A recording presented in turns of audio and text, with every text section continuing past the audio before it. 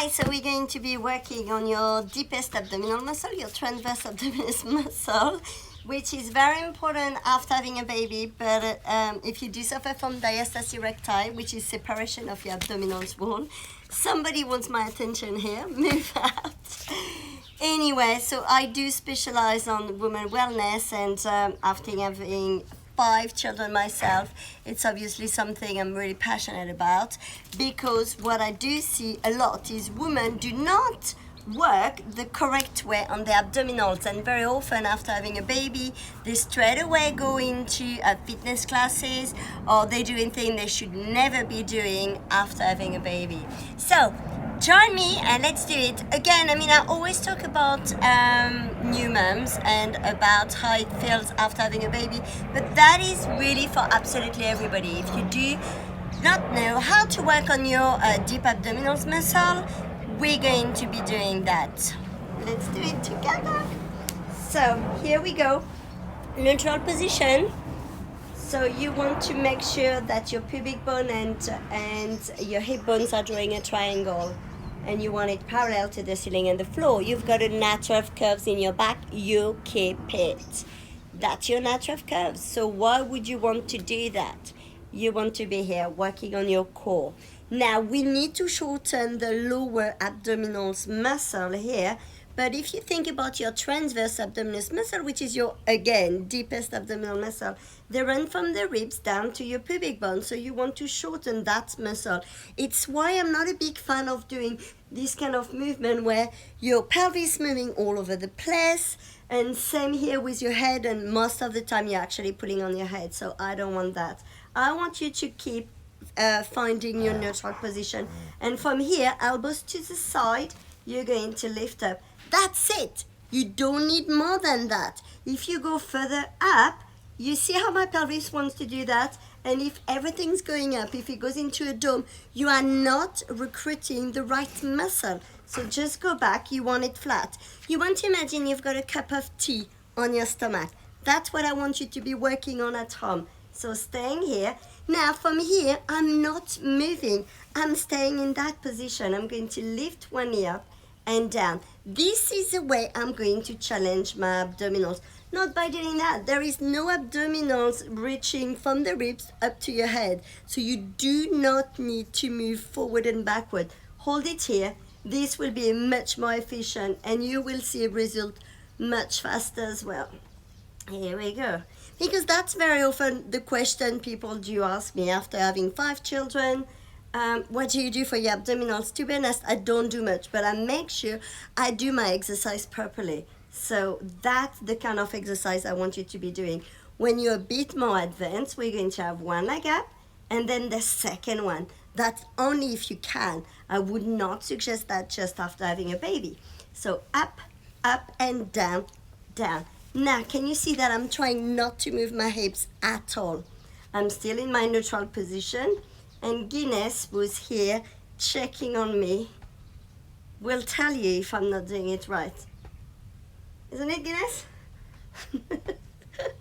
He loves it when I'm down on the floor. Now you can relax.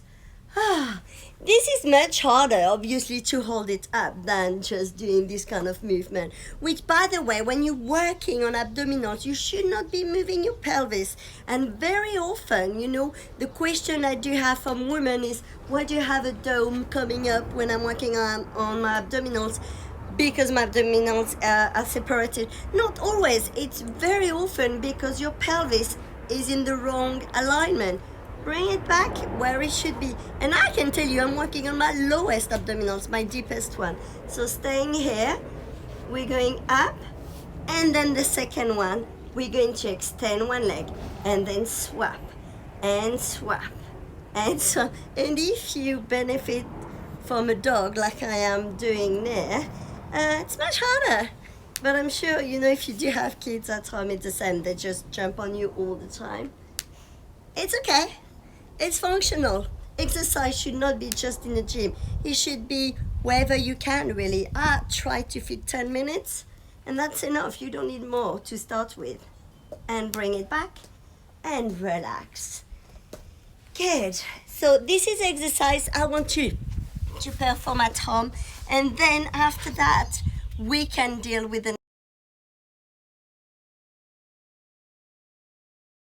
level 2. It's going to be a bit more difficult. You're going to keep your pelvis into the neutral position again, and you're going to bring your upper body up. Now, keep the ribs sliding down into your pelvis. Remember, I'm slightly arching my back, which is my neutral position.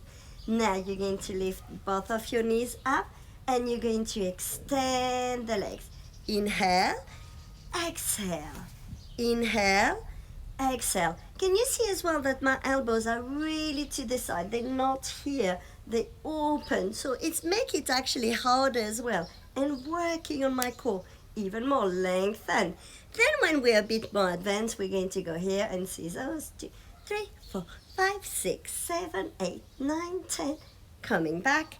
And again, we can go tap, tap, tap, tap, tap, tap, tap, tap, tap, tap, tap. Pull your tummy in and come back. Now, very often what you're going to find is you're going to reach back down because you're getting tired. Make sure you're keeping that connection with the ribs down to your pelvis. And extend, stay up. Good, and again. Much harder, isn't it? Extend and back. Extend and back. If it's harder, go higher with the legs. If it's too easy, go lower with the legs. Come on, Guinness. And back. And then we're going to extend the leg here. Yes, you want a nice extension on your hamstring. If your hamstring are here, they're way too short. That's not fit to me. You really need to lengthen your muscle and reach. 2, 3, 4, 5, 6, 7, 8, 9, 10. And bring it back, relax. And we do it again. Do you see that? So now you can always perform all this exercise as many series as you want to. If you do feel it in your neck or if you do feel it in your lower back, you stop it. You have to always think about what's best for your body, and you don't need to really push yourself all the time. You need to make sure it's safe. I've got a visitor. Make sure it's always safe, and that's the only way you'll get better, because if you push yourself, you might injure yourself. And that's very much what I see usually in fitness classes, or if you go to the gym and you don't know how to use something, or if the trainer doesn't know how to use it either. That's another question. But you want to make sure you're working at your benefit, and that's important.